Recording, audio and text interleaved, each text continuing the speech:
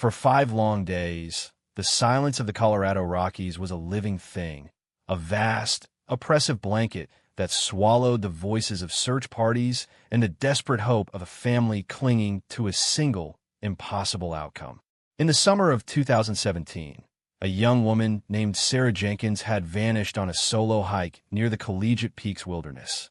She was an experienced hiker, a woman who found solace in the solitude of the high country, and her sudden, total disappearance defied explanation. The story began like so many others. A forgotten car in an empty parking lot, a trail registration log with a familiar name scrawled on the line, and a single, haunting image captured on a cell phone before the signal went dead. But this was no ordinary missing person case. The investigators, even in those first frantic hours, sensed a cold and terrifying finality to it. They spoke of the rugged terrain, the sudden thunderstorms, and the relentless predators of the wilderness. They painted a picture of a tragic accident, a slip on a rocky ledge, or an encounter with a bear. For the media, it was a simple, heartbreaking narrative, another soul lost to the unforgiving embrace of nature. But what they couldn't see, what the searchers couldn't find, was the subtle disarray, the small clues that whispered of something far more sinister than a simple misstep. The search was a monumental effort, a desperate scramble against the clock.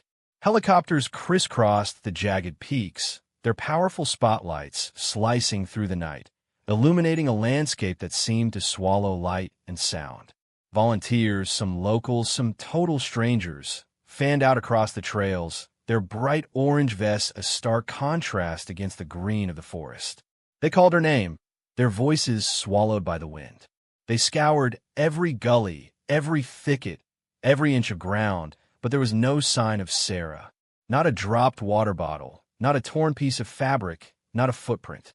It was as if she had simply ceased to exist. The official search was eventually called off.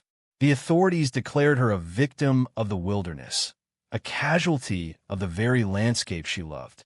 For Sarah's parents, the agonizing wait had become an empty void.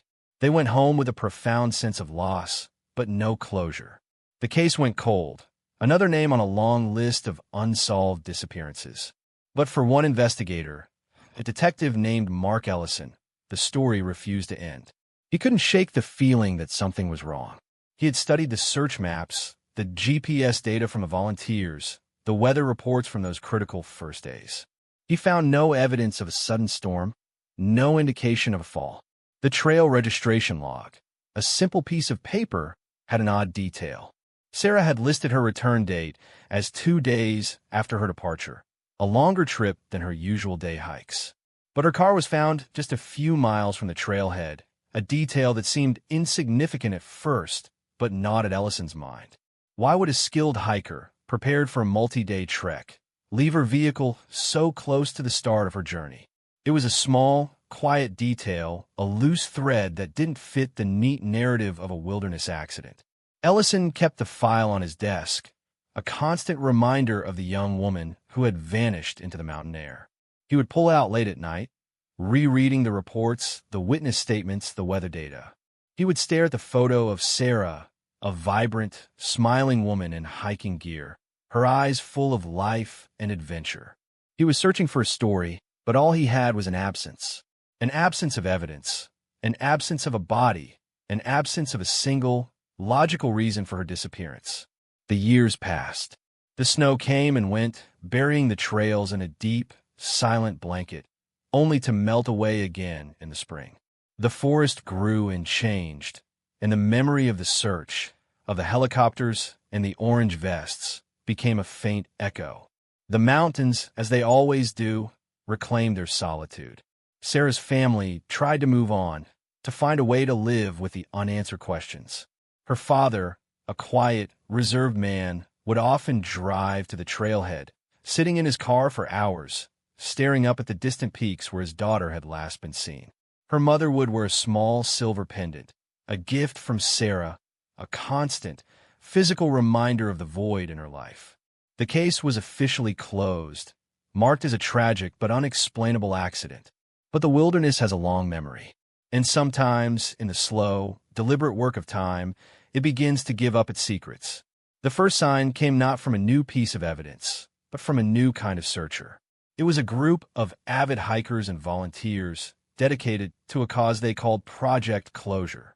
They were not law enforcement, but they were meticulous, using new mapping technologies and a different kind of persistence. They weren't looking for a body. They were looking for an anomaly. They scoured old satellite imagery, looking for changes in vegetation, for signs of a disturbance that would have been invisible to the human eye on the ground. They were searching not for a needle in a haystack, but for a wrinkle in the fabric of the landscape itself. And in the spring of 2021, nearly 4 years after Sarah Jenkins had disappeared, they found one. A small, almost imperceptible discoloration on a high-resolution satellite image, a few hundred yards from the main trail, in a place where no one had thought to look. It was a tiny, insignificant detail, but it was enough to send a ripple of hope and dread through the team. They went to the location, a steep, rocky gully, and began to search, not with the hurried desperation of the initial search, but with a quiet, focused determination. The ground was uneven, covered in a thick layer of pine needles and fallen leaves. They moved slowly, their eyes scanning the forest floor for anything that seemed out of place. And then, one of the volunteers, a young woman named Clara, let out a small, sharp gasp. Poking out from beneath a pile of dead leaves, just barely visible, was a small piece of dark, synthetic fabric. It was the color of a hiking sock. The silence that followed was heavy and profound. It was the first tangible clue, the first undeniable proof that Sarah Jenkins had not simply vanished. She was here, in this remote and silent gully, and something terrible had happened to her. The discovery of the small piece of fabric shattered the long-held assumption that Sarah had been a victim of the wilderness. The narrative of a simple, tragic accident had been a comforting, if painful, lie. The truth, now beginning to emerge from the silent forest floor, was far more disturbing. Investigator Mark Ellison was immediately notified. For years had passed, but the file was still on his desk, the case still a ghost in his mind. He drove to the site, a pit of dread forming in his stomach. The location was remote, off the beaten path, and hidden from view by a thick canopy of trees. It was the kind of place you wouldn't stumble upon by chance. As he surveyed the scene, the initial sense of hope was quickly replaced by a cold certainty. This was not a place where someone would have fallen. This was a place where something had been concealed. A small search team, comprised of forensic experts and a K-9 unit, was brought in. They worked with a quiet, methodical precision, meticulously sifting through the layers of pine needles and dirt. The dog, a trained cadaver dog, moved with a different kind of energy than the first search dogs. It wasn't looking for a living person. It was looking for a memory. It picked up a scent, a faint trace of decomposition that had been buried for years, and led the team to a small, almost imperceptible depression in the earth. The ground there was slightly softer, the soil a different shade of brown than the surrounding earth. The team began to excavate, their movements careful and deliberate. As the layers of dirt were peeled back, a grim tableau was slowly revealed. It was a shallow grave, barely 2 feet deep. The body was badly decomposed, but a few details were still discernible. The remnants of a hiking jacket, a pair of worn boots, and a single, silver pendant resting on the skeletal remains of a rib cage. It was the same pendant Sarah's mother had worn for the past 4 years. There was no question. This was Sarah Jenkins. But the discovery of her body was not the end of the story. It was only the beginning of a darker, more complex investigation. The forensic team worked tirelessly, documenting every detail, every bone, every piece of evidence. The body was taken to the lab for a full autopsy. The initial findings were shocking. There were no signs of fall, no broken bones from a rocky descent. The cause of death was not a wilderness accident. The autopsy revealed a fracture to the skull, consistent with a blunt force trauma and evidence of asphyxiation. Sarah Jenkins had been murdered. The news sent a shockwave through the small community. The narrative of the mountains claiming a soul was replaced by a far more terrifying one. A predator had been hiding in their midst. But who and why? The physical evidence was minimal. The killer had left no obvious clues, no fingerprints, no DNA. The grave was shallow, suggesting a hurried burial. This wasn't the work of a professional killer. It was the work of someone who had a moment of panic, a moment of desperation. But the killer had also taken something.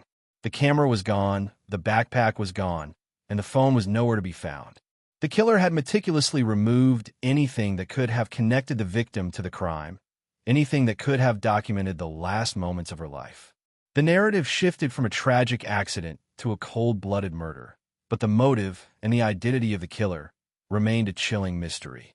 For investigator Ellison, the case was now personal. He had lived with this ghost for 4 years, and now he had a body, a crime scene, and a profound sense of injustice. He went back to the old case files, the original search maps, the witness statements. He was looking for something he had missed, a name, a detail, a stray remark that would make sense now in the light of this terrible discovery. The search was no longer about a missing person. It was about a hidden truth. The physical evidence was a dead end. The forensics lab had done all they could, but the body was not the only thing found in the grave. As the forensic team was carefully sifting through the soil around the skeletal remains of the boots, they made a small but crucial discovery. Tucked inside the remains of Sarah's right hiking boot, wedged deep between the sole and the fabric lining, was something hard and plastic. It was a small, black object, roughly the size of a thumbnail. It was a micro SD card. The silence in the forensics lab was absolute. The tiny card, barely bigger than a postage stamp, was an island of hope in a sea of despair. It had been hidden deliberately in a place where no one would ever think to look. It was a final, desperate act by the victim, a silent scream from beyond the grave. The card was carefully removed and taken to the digital forensics lab. The investigators held their breath, a feeling of tense, nervous energy filling the room. Could this be the key? Could this one small piece of plastic hold the secrets of Sarah Jenkins' final moments? The technicians worked meticulously, carefully cleaning the card, preparing it for analysis. The tension was palpable. This was not a piece of evidence. It was a voice that had been buried for 4 years, waiting to tell a story no one had been able to hear. The discovery of the SD card was a seismic shift in the investigation. It was a direct line to Sarah's final moments, a digital window into a story that had been buried for years.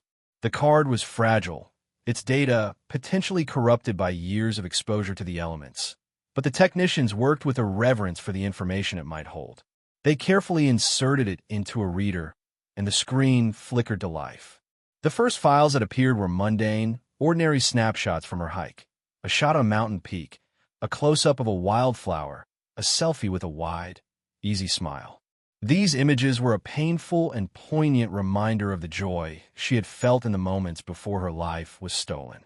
They were a testament to the person she was, a woman in love with the high country. But then the file names changed. The timestamps grew closer together, and the images became more erratic, more chaotic. The pictures were blurred, out of focus, as if the camera was being jostled. There were images of the trail, but they were not the smooth, steady shots of a person walking. They were shaky, disoriented. And then, a series of images from a different perspective. They were taken from a lower angle, as if the camera had been dropped. The first image was a blur of leaves and dirt. The second was a shot of a pair of hiking boots, not Sarah's, but a different, more worn pair. The third was of a man's face, partially obscured by the brim of a baseball cap, his expression a mix of anger and panic. The photo was a digital ghost, a silent witness to a crime that had been committed in the deafening silence of the wilderness. The face was not one the investigators immediately recognized. He was a man in his late 50s or early 60s, with a weathered, sun-beaten face and a thick, graying beard. The image was grainy, but the details were there: a scar on his right cheek, a missing tooth, a particular kind of watch on his wrist. It was a face that now, in the light of the truth, became a target. The digital forensics team worked their way through the rest of the images on the card, and what they found was a chilling narrative. Sarah had not been alone on the trail. She had encountered someone. The images suggested a brief, seemingly harmless conversation, followed by a sudden escalation. The blurred images were a testament to a struggle. The final image was the most damning. It was a close-up, a shot from below, and it was a clear picture of the man's face, his eyes wide with a cold, desperate malice. The camera had been dropped, and in that split second, it had captured the face of her killer. The timeline was now clear. Sarah had met a man on the trail. A simple encounter had turned violent. She had struggled, dropping her camera, but in her final, desperate moments, she had managed to kick off her hiking boot, the micro SD card hidden inside. It was a final, brilliant act of defiance. The investigators now had a face. The hunt began. The image was circulated to law enforcement agencies across the state. They ran it through facial recognition software, but the man had no criminal record, no mugshot, no digital footprint. He was a ghost, a phantom of the mountains. But he was a phantom with a name. The unique watch on his wrist, a limited edition model, was a clue. The scar on his cheek was a second. The missing tooth was a third. The investigators took the image to the local community, to the residents who lived in the shadow of the mountains, and they began to show the picture around. The response was slow at first, a series of blank stares and shrugs. But then, a man who ran a local hardware store saw the photo, and his eyes widened. He recognized the watch. He had sold it to a man a few years back, a reclusive local named Robert Keller. The details matched. The scar, the missing tooth, the general description. Robert Keller lived a solitary life in a cabin deep in the woods, a man who kept to himself, a man who seemed to have no connection to the outside world. He was a local legend, a quiet hermit who had lived in the mountains his entire life. He was a known survivalist, a man who knew every trail, every secret gully, every hidden corner of the wilderness. The irony was not lost on the investigators. The man who was supposed to be a victim of the mountains was, in fact, the murderer, a wolf in the sheep's clothing of the natural world. He had used his knowledge of the terrain to hide his crime, to bury the body in a place he knew would never be found. The story was no longer about a tragic accident. It was about a calculated, cold-blooded murder committed by a man who had lived in the very shadow of the initial search. The narrative had come full circle. The investigation was now a manhunt. But Robert Keller was not an easy man to find. He lived off the grid, with no phone, no internet, and no fixed address. The investigators knew they had to be careful. He was a skilled woodsman, a man who could disappear into the landscape as easily as he breathed. They assembled a tactical team, a group of specialists who knew the terrain as well as he did. They moved in silence, a creeping force in the quiet woods. They found his cabin, a small, weathered structure that blended seamlessly into the surrounding forest. The door was ajar. It was empty. The ghost had vanished again, but he had left something behind. A small, carefully carved wooden box sat on a dusty table. Inside, the investigators found a handful of items: a rusted antique arrowhead, a pair of bent spectacles, and a small, worn journal. The journal was the key. It was not a log of his daily life, but a record of his thoughts, his obsessions, his dark and twisted worldview. He wrote of the purity of the mountains and the corruption of the outside world. He wrote of his belief that the wilderness was a sanctuary, a place where he was the sole, rightful guardian. And he wrote, in chilling detail, about the encounter with Sarah Jenkins. He wrote of seeing her on the trail, of her bright, modern hiking gear, of her phone, a device he saw as a symbol of the very world he had escaped. He wrote of the rage that had bubbled up inside him, the rage that had led him to silence her, to put her back into the embrace of the earth, where he believed she belonged. The motive was not robbery or assault. It was a twisted ideology, a belief system that had made him a judge and executioner in his own private kingdom. The story had gone from a tragic mystery to a cold-blooded murder, and finally, to a chilling portrait of a lone man who had found his own, terrifying form of justice in the heart of the wilderness. The journal was a horrifying chronicle of a twisted mind, a roadmap to the dark corners of Robert Keller's psyche. The entries were not a confession, but a philosophical treatise, a justification for murder rooted in a deep-seated hatred for the modern world. He saw Sarah Jenkins not as a person, but as a symbol, an intruder bringing the noise and chaos of her life into his pristine, silent sanctuary. He wrote of her false smile, of the way her phone polluted the air with its invisible signals, of her inappropriate laughter that echoed through the quiet forest. His motive was not rational. It was a deeply personal ideological rage. The physical evidence had been a clue, but the journal was a direct line into the heart of the killer. The investigators now understood why the crime had been so meticulously concealed. He wasn't just hiding a body.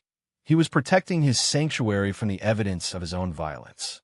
The hunt for Robert Keller intensified. They had his name, his face, and now, a chilling understanding of his mindset. But they were still chasing a ghost. The cabin was a dead end. The journal gave them a profound sense of closure, but it did not give them a location. He was a master of the wilderness, a man who could disappear into the landscape as a deer can disappear into the trees. But the investigators had a new tool. The digital forensics team had been working on the micro SD card, trying to extract any last piece of information. They had already found the images, but they were now looking for the metadata, the hidden information embedded in every digital file. They were searching for a breadcrumb trail that Keller himself might have unknowingly left behind. And they found one. The final image on the card, the one with Keller's face, had a unique data signature. It was not a GPS location. Keller was too smart for that, but a subtle change in the file properties.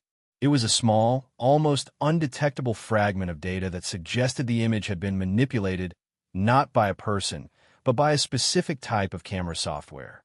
The team, working with an expert from a major tech company, ran the signature through a database. It was a long shot, but it was their only shot. The signature matched a rare, almost defunct photo editing app. It was a detail so small, so seemingly insignificant, that no one would have ever thought to look for it. But to the investigators, it was a lifeline. They traced the software's history, its last users, its most recent downloads. The app was no longer available, but a few people still had it on their devices. They cross-referenced the names with the list of people who lived in or near the Collegiate Peaks wilderness. Only one name matched, Robert Keller. But that wasn't all. The app had a hidden function, a small, almost forgotten bug in its code. When a photo was edited, it would create a temporary file, a ghost file, that would linger in the phone's memory until it was overwritten. This temporary file contained a single piece of information, the location where the image had been edited. The digital forensics team had found a digital ghost, a silent whisper from the past. The ghost file was still on the camera, which had been buried with the backpack in a separate, undisclosed location. The investigators now had two crime scenes. The first, the burial site, was where Sarah's life had ended. The second, a few miles away, was where her killer had tried to erase the evidence. They went back to the mountains, this time with a specific location in mind. It was a small, rocky outcropping, a place so remote and so well hidden that it would have been missed in the initial search. There, in a small fissure in the rock, they found Sarah's backpack, her phone, and her camera. The camera was a miracle of modern technology. The micro SD card was gone, but the ghost file was still there, in the camera's internal memory. The location data was clear, a small, unmarked cave on a high ridge, a place known only to a few locals. It was a place where Robert Keller could live and work without fear of being discovered. The narrative had shifted one last time. It was no longer a mystery or a manhunt, but a showdown. They now knew where he was. The tactical team moved in, their approach a silent, coordinated ballet of trained professionals. They crept up the ridge, the cold mountain air biting at their faces. The cave was small, almost unnoticeable. They surrounded the entrance, and a lone negotiator, a woman with a calm, steady voice, called out to him. "Robert, we know you're in there. We know what you did. We have the proof." The silence from the cave was absolute. It was the same silence that had swallowed Sarah Jenkins, the same silence that had protected Robert Keller for 4 years. The team waited, and then a sound. Not a voice, but a small, rattling sound, the sound of a pistol being racked. They breached the entrance, their weapons ready. The cave was small, cold, and empty. But on the floor, etched into the rock with a sharp implement, were a few final words, a last, chilling testament to his twisted ideology.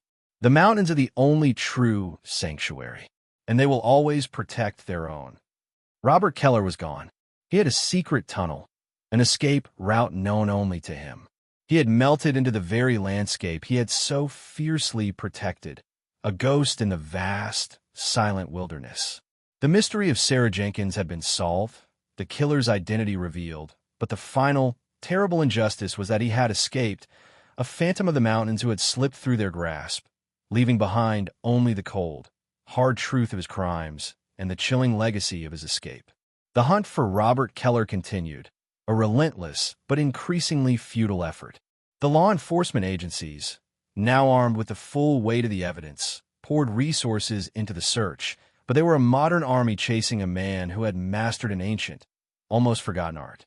He was a phantom of the high country, a man who lived and breathed in a world without cell towers or GPS signals. The trail of evidence ended at the cave, a final, taunting message from a man who believed he had won. The physical search was a massive undertaking, but it yielded no results. Helicopters, drones, and thermal imaging cameras were no match for a man who knew how to hide in the shadows, who could live off the land, and who had spent his entire life preparing for just such a moment.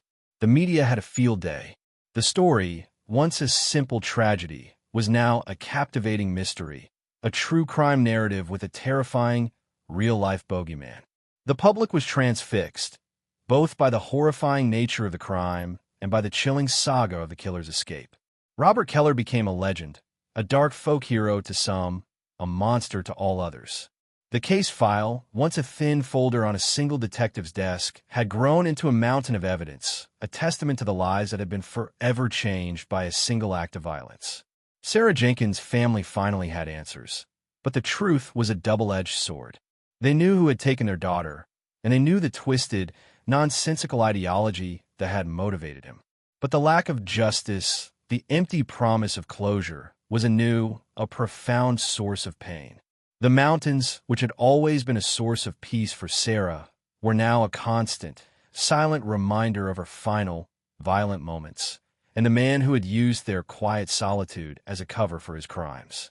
The case was eventually closed, not with a conviction, but with a statement from the authorities, a somber admission that the killer had vanished, a cold and unsatisfying conclusion to a hot and deeply personal investigation. The file was marked suspect at large, a phrase that offered no comfort, no peace. The years passed. The story of Sarah Jenkins became a true crime legend, a cautionary tale whispered around campfires and debated on online forums. But for investigator Mark Ellison, the case was still very much alive. He would sometimes drive to the trailhead, his gaze fixed on the distant peaks, a silent conversation with the ghost of a woman he had never met. He had seen the photos from her camera, the joy in her eyes, the life she had been so full of, and he couldn't let it go. He had a profound sense of failure, a feeling that he had let her down, that he had not been able to deliver the justice she so deserved. But the wilderness is full of secrets, and sometimes even a ghost leaves a trail. The second major discovery came not from a new piece of technology, but from an old piece of evidence, a detail that had been overlooked for years. When the forensic team was processing Sarah's skeletal remains, they had meticulously documented every detail, every bone, every piece of fabric. Among the debris in her hiking boots, they had found the SD card, but there was a second, smaller object that had been dismissed as irrelevant. It was a tiny, rusted piece of metal, a fragment that looked like a broken part from a radio antenna. It was small, a few inches long, and it had been tucked so deep into the boot that it was initially assumed to be a piece of trail debris. But Ellison, in his quiet, late-night reviews of the case, had seen the picture of the antenna fragment, and something about it didn't sit right. He had it re-examined, this time by an expert in radio technology. The expert, an old, retired ham radio operator, immediately recognized it. It was not a broken antenna from a modern radio. It was a part from an antique, military-grade ham radio from the 1960s. It was a unique, specific piece of technology, a relic of a bygone era. The expert had seen something else in the image, something that had been invisible to the initial investigators. A faint, almost imperceptible serial number had been etched into the base of the fragment. The number was barely visible, but the expert had seen it. The investigators ran the serial number through a database, a long shot in a cold case. But the serial number was unique. It was a part from a ham radio that had been purchased in 1978, a private sale from a military surplus store to a man in rural Colorado. A man named Robert Keller. The initial search had been wrong about everything. They had assumed a wilderness accident. They had assumed a simple man. They had assumed a simple motive. But Robert Keller was a man of dark and twisted intelligence, a man who had lived in the shadows, a man who had built his own world and his own rules. The antenna fragment was a piece of him, a part of his life that he had unknowingly left behind, a final, crucial clue that would not only confirm his guilt, but would tell the investigators something far more chilling. The ham radio was a long-range device. It was not a toy. It was a tool for communicating with the outside world from a remote location. It was the only piece of technology he allowed himself, a way to listen, to watch, to track the world he so hated. It was a tool of surveillance, a way for him to know when an unsuspecting hiker, a woman with a cell phone and a loud laugh, was about to enter his sanctuary. The antenna fragment was not just proof. It was a motive, a chilling insight into the mind of a predator who had been waiting, watching, and stalking in the silent, empty spaces of the mountains, a ghost with a radio, a man who had used the very silence he so loved to hunt his prey. The discovery of the antenna fragment and its connection to Robert Keller's ham radio was the final, devastating piece of the puzzle. It elevated the case from a tragic mystery to a horrifying tale of premeditated murder. Keller had not stumbled upon Sarah Jenkins by chance. He had been tracking her. The journal entries, which had seemed to be the rantings of a reclusive hermit, now took on a new, more sinister meaning. He had not just acted on a whim. He had been watching. The ham radio was his eye in the sky, a tool that allowed him to monitor the trail traffic, to know who was coming, and to decide who would be allowed to pass. The fragments of data from the SD card had told a story of a struggle, a moment of sudden violence. But the antenna told the truth of a long, calculated act of surveillance, a cold and deliberate plan to eliminate what he perceived as a threat. He had seen Sarah, a woman so full of life and joy, a woman who represented the very world he had rejected, and he had marked her. He had watched her from a distance, her unsuspecting footsteps echoing in his silent world, and he had waited for the perfect moment to strike. The narrative of the case had transformed from a wilderness accident to a cold-blooded murder, to a chilling portrait of a lone wolf predator. The investigators, now with a new sense of urgency, revisited the search. They weren't looking for a body anymore. They were looking for a man who had built his own kingdom and his own rules. The search was a grueling, frustrating process. Keller was a master of his domain, a man who could survive in the harshest conditions, a man who had been able to disappear without a trace. The authorities, with their modern technology and their well-defined search grids, were at a severe disadvantage. They were playing a game of cat and mouse in a landscape where the mouse knew every hole, every shadow, every hiding place. The case was now a matter of national interest. The story was featured on every major news network, a terrifying saga of a killer who had disappeared into the mountains he had so fiercely guarded. The public was both horrified and fascinated.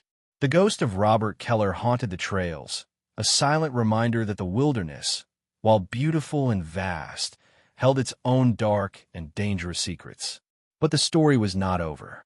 The wilderness, which had been so good at keeping its secrets, had also been changed by the very man who had tried to protect it.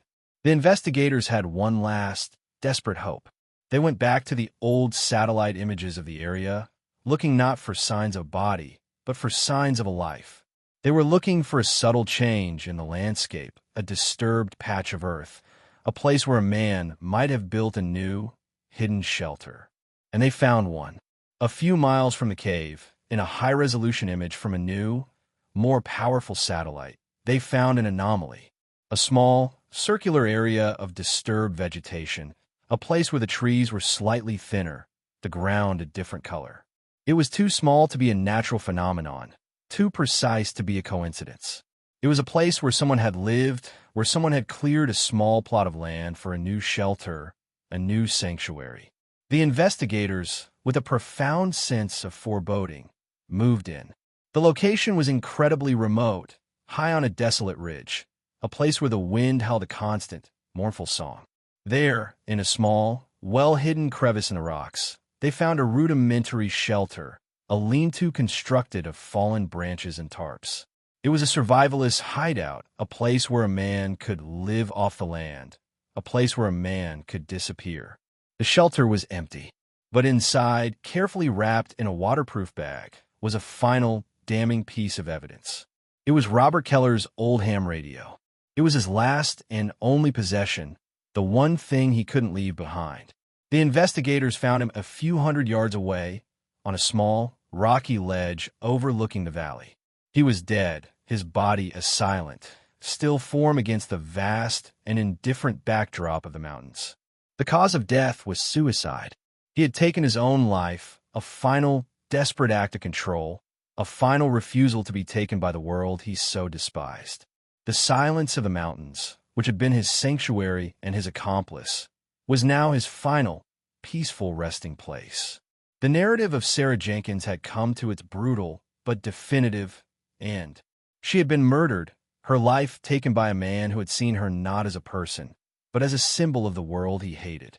Her death had been a tragedy, her disappearance a mystery, but her final, desperate act, the hiding of the SD card, had been an act of profound courage, a silent scream from beyond the grave that had given her a voice and had led to the truth. The story of Robert Keller was a chilling one, a tale of a man who had used the wilderness as a cloak, a man who had found his own, terrifying form of justice in the silent, empty spaces of the mountains. The case was finally and irrevocably closed. There was no trial, no conviction, no final judgment. Only the truth, the memory of a beautiful, vibrant young woman, and the chilling legacy of a killer who had found his final sanctuary in the embrace of the very landscape that had been his witness. The mountains, which had kept their secrets for so long, had finally, in their own quiet way, told the whole truth.